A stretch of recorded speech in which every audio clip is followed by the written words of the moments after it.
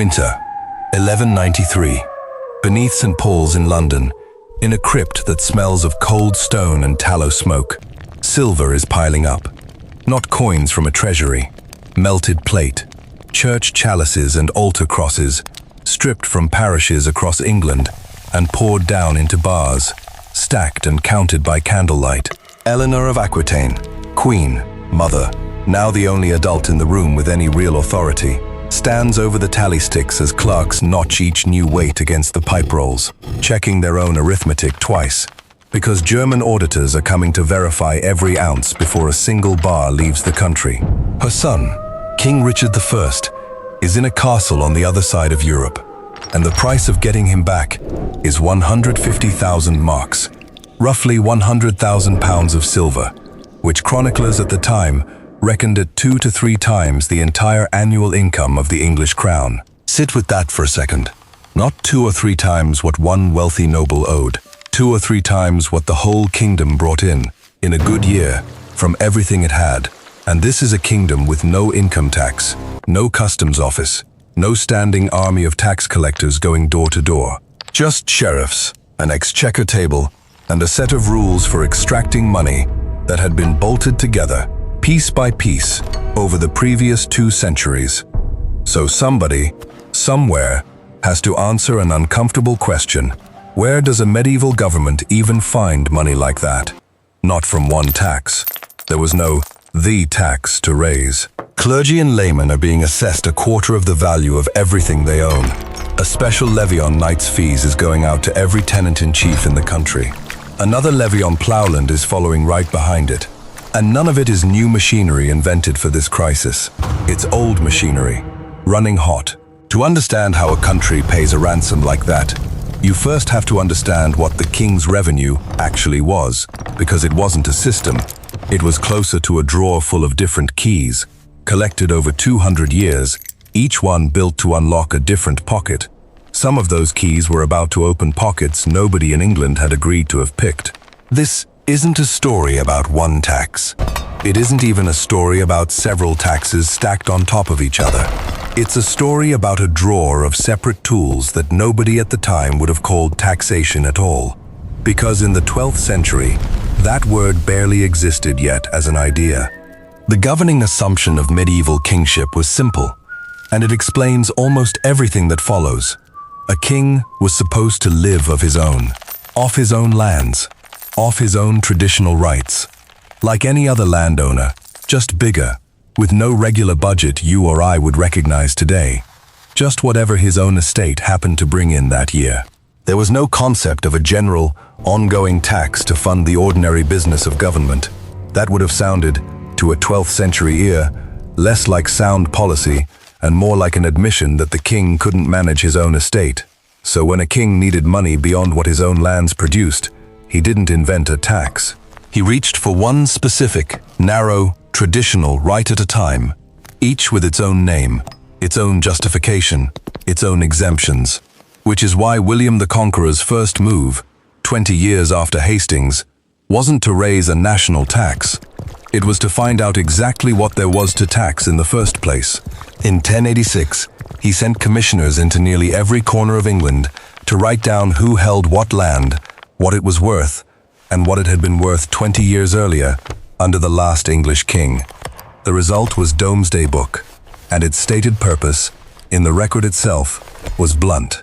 Know the wealth of the kingdom, know what the barons are sitting on, know what the crown's own lands are bringing in.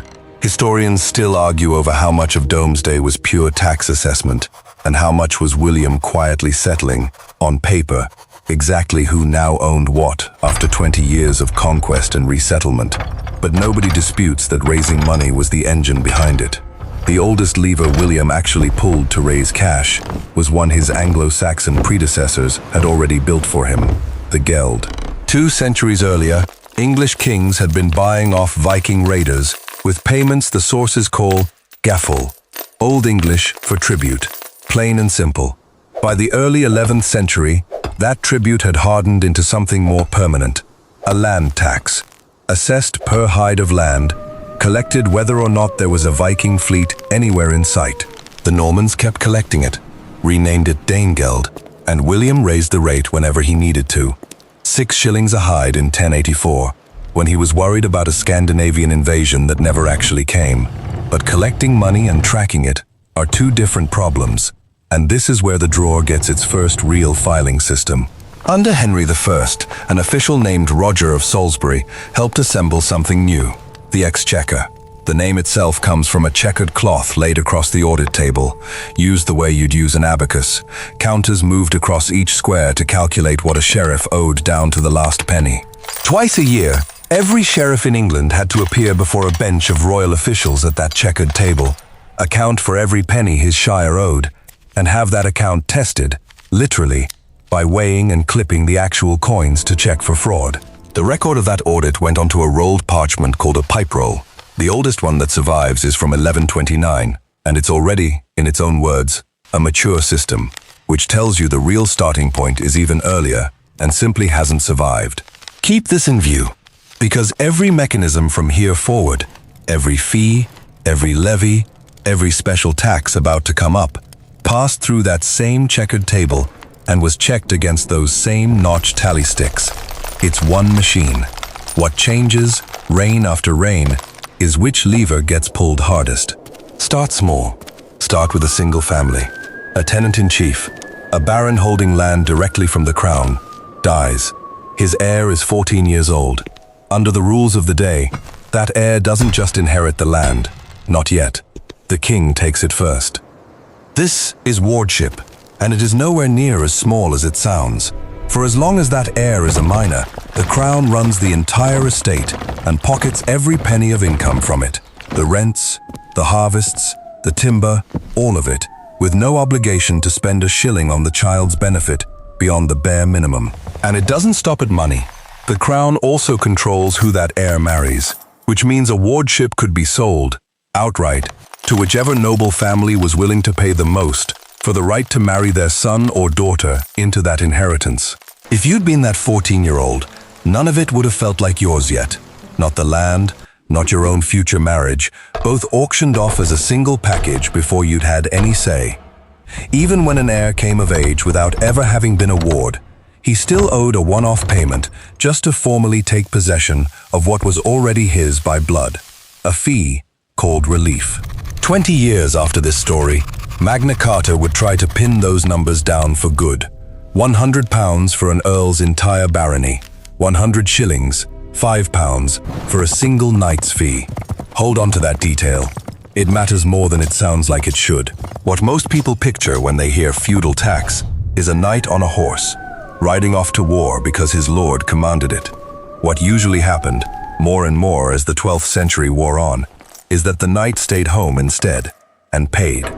The payment was called scutage, from the Latin scutum, shield. In principle, it was simple. If you owed the king 40 days of military service a year and didn't want to serve, you bought your way out. Henry II used it exactly the way it was designed to be used, 7 times across 30 years of his reign, mostly tied to actual campaigns. Then his youngest son took the throne. King John levied scutage almost every single year between 1201 and 1206. Not tied to a specific war each time, not treated as the occasional emergency lever it had been under his father. Just collected, again and again, whether or not there was a campaign that particularly needed it. The barons noticed, they kept paying, and they kept a very precise, very resentful count. This isn't a case of a king breaking a written rule. It isn't a case of him inventing something new either. It isn't even, really, a case of one bad decision. It's a case of a king taking a lever built for the occasional emergency and leaning on it constantly, year after year, until the people paying it were counting every single time, waiting to see how far it would go. If watching a 14-year-old's entire inheritance get auctioned off as a job lot struck you as colder than medieval taxation usually sounds, that's worth a like on this video, since it's exactly the kind of detail that tends to get flattened out of the highlight reel version of this story. So far, every single lever we've covered was aimed at one person, or one knight's fee, at a time. That's about to change completely. This channel exists to do exactly this. Pull the real, documented mechanics out from under the version of medieval history everyone half remembers from a movie. If pulling apart how a system like this actually worked, piece by piece, is useful to you, subscribing means you won't miss what happens when the crown stops taxing individuals and starts taxing entire towns. A whole town, it turns out, could be taxed exactly like a single tenant, except a town couldn't inherit a title, couldn't hold a knight's fee, and had no baron standing between it and the king to argue on its behalf. The tool for that was called tallage, an arbitrary levy the crown could impose on its own royal towns and its own crown lands, whenever it needed money, at whatever rate it chose. The word itself comes from Old French tailler, to cut, the same root that eventually gives us tailor, a person who cuts cloth to shape. Tallage cut a portion off a town's wealth the same way, and the town had very little say in how deep the cut went. Nobody felt that blade more than England's Jewish community. Under a legal arrangement unique to them, Jews in medieval England were classified as direct possessions of the crown rather than tenants of any lord, which meant they had no baron to shield them, and the king could tallage them at will, without asking anyone's permission at all. The crown even ran a dedicated branch of that same exchequer you just heard about, the exchequer of the Jews, purely to track it. Same machine, same checkered table, in effect, just aimed at a population with no lord standing between them and it. In 1210, King John needed money. He summoned the leaders of England's Jewish community to Bristol, accused them of concealing assets, and had them imprisoned. The chronicler Roger of Wendover, writing not long after, recorded what happened to one man who couldn't pay fast enough. The king ordered his torturers to pull out 1 molar tooth a day until the debt of 10,000 marks was met. The wider community was eventually assessed at 66,000 marks to secure their release. This wasn't a rogue official acting alone. This was the same tallage lever every other royal town was subject to, aimed, with none of the usual restraint, at people who had no legal standing to refuse. Set that beside a tax raised only 22 years earlier, for an entirely different purpose. In 1188, at the Council of Geddington, Henry II ordered something new, a flat 10% levy on everyone's income and movable property, cattle, goods, coin, whatever could be counted, to fund a crusade after Jerusalem fell to Saladin. It became known as the Saladin Tithe, and it raised something close to £70,000 from Christian subjects alone. Strip away the crusading purpose and look at the mechanism underneath. This was, in practical terms, one of the first income taxes in English history, assessed not on land or a knight's fee, but on what a person actually owned. It set a precedent nobody in 1210 had forgotten. Money kept finding new doors. By 1275, Edward I had built one that didn't depend on land, knights, or towns at all. A customs duty on wool leaving the country, a mark on every sack, and a sack of wool in this period ran to roughly 364 pounds in weight. Wool was England's great export, and taxing it at the port meant taxing trade itself, a genuinely national revenue stream that didn't care whose demesnes you lived on. Edward added a second layer in 1294, a heavier duty nicknamed the maltult, literally the bad tax, and merchants complained about it for the next 40 years. And underneath all of it, quietly, every day, ran purveyance, the crown's right to buy food, fodder, horses and carts from ordinary people, at a price the king's own officers set, not the seller. Officially, it was a purchase. In practice, sellers rarely saw full payment, and corrupt purveyors regularly pocketed the difference. It never shows up in the big chronicle numbers the way a tallage or a ransom does, which might be exactly why it lasted, in one form or another, for centuries. One thing historians still haven't settled deserves to be said plainly, rather than smoothed over. Go back to Domesday Book, the survey this whole system opened with, and ask what it was really for. Some read it as almost pure tax assessment, a ledger, nothing more. Others argue William cared just as much about permanently fixing who owned what, after 2 decades of conquest and resettlement, tax being only half the motive. The commissioners who wrote it down didn't leave a memo explaining which mattered more. If you've got a theory, the comments are genuinely open on this one. Historians are still arguing about it too. Go back to that crypt under St. Paul's. because now you have every piece needed to actually answer the question, sitting there in the dark with Eleanor. Richard's ransom wasn't one tax. It was almost every lever in this entire system pulled at once. The quarter value levy on clergy and laity was a Saladin tithe-style assessment on income and movables, run at an even harsher rate. Scutage went out to every tenant-in-chief who owed night service. Taxation, a land tax assessed on ploughland, distant cousin to the old Danegeld, went out right behind it. Church plate was melted down because the ordinary machinery, even running at full capacity, still wasn't going to reach 150,000 marks fast enough on its own. Every tool this video has covered, used together, in under 18 months. That's how you raise 2 to 3 times a kingdom's annual income.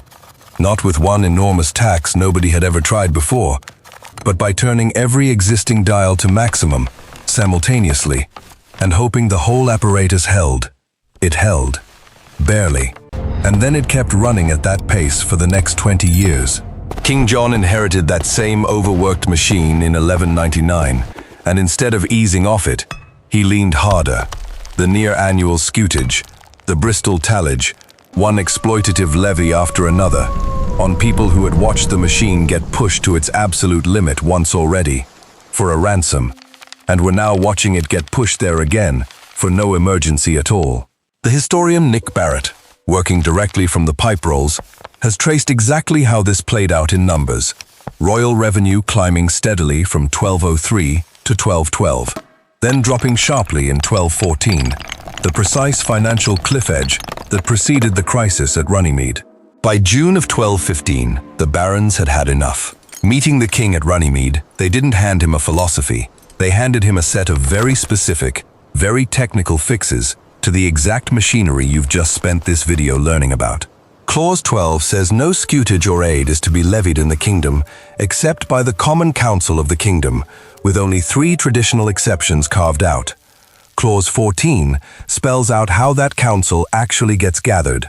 Archbishops, bishops, earls, and the greater barons, summoned individually by letter, at least 40 days' notice, to a fixed time and place. The misconception worth naming directly is this one, because it's the one people bring to this document more than any other. Magna Carta gets remembered as an early declaration of human rights, a medieval Bill of Rights, essentially, that just happened to get there 5 centuries early. It wasn't that. Clauses 12 and 14 aren't a general theory that a ruler needs the consent of the governed before taxing anyone for anything. They're barons, protecting one narrow, specific category of payment, scutage and feudal aid, from being invented or escalated at royal whim. The exact abuse this whole video has just walked you through. It took later centuries, 17th century parliamentarians building their own case against the crown, and later still, American revolutionaries reaching for a slogan to read a broader principle back into those 2 clauses and build on it. What actually happened at Runnymede was narrower, angrier, and far more specific than the legend. A group of exhausted taxpayers, with the receipts to prove exactly how they'd been overcharged, and the receipts survived in the most literal sense possible. Those notched tally sticks the exchequer used to track every scutage and every geld payment kept accumulating for centuries, stored away as obsolete paperwork, until 1834, when someone decided to clear out the old ones by burning them in a stove under the House of Lords. The fire got out of control. It burned down the Houses of Parliament. The single most literal building block of British representative government was destroyed, in the end, by the ashes of the very tax records that helped bring representative government into being in the first place, which is the kind of detail worth bringing up the next time someone tells you medieval bureaucracy has nothing to do with anything. But don't let Magna Carta's fix fool you into thinking the system got gentler. It got narrower. In 1290, Edward I expelled England's entire Jewish community, roughly 3,000 people, well under 1% of the population, but the population that had absorbed the harshest, least restrained version of every levy in this video for 2 centuries, and secured, in the same transaction, a parliamentary tax grant of £116,000, probably the largest of the entire Middle Ages. The same fiscal logic that forced a king to bargain with his barons in 1215 simply found, 75 years later, a population Magna Carta had never been written to protect at all. That last detail deserves a second before we move on. It's not a footnote. It's the other half of the story. Keep it in mind, because it changes what the next few sentences actually mean. 3 things are worth carrying out of all this. First, the plain fact. There was never a single medieval tax. There was Danegeld and scutage and tallage and customs and purveyance, and a dozen smaller levies besides, each with its own name, its own excuse, its own exemptions. A patchwork built one crisis at a time, not designed from above in one sitting. Second, the reframe. Magna Carta wasn't born from an abstract love of liberty. It was born from barons who had done the arithmetic on exactly how much they'd been overcharged, and wanted it in writing that it wouldn't happen again, to them. Third, and this is the one that actually matters most, the same system that finally checked a king's power over his barons, left the door wide open for whoever wasn't a baron. A 14-year-old heir's inheritance could be auctioned. A Jewish community with no lord to answer to could be tallaged into torture and, in the end, traded away entirely for a parliamentary grant. Fixing a system for the people powerful enough to force the fix is not the same thing as fixing the system. So here's the question actually worth asking, and I mean this honestly. If you'd been a subject of the English crown anywhere between the conquest and 1290, not a baron, just an ordinary tenant, or worse, someone with no baron to stand behind you at all, which one of these levies do you think would have broken you first? Put your answer below. I'm genuinely curious which one lands hardest once you picture it as your own ledger, not a king's. Because that's the part the birthplace of liberty version of this story leaves out entirely. For every lever that eventually got reined in, there was someone standing just outside the room where the reining in happened.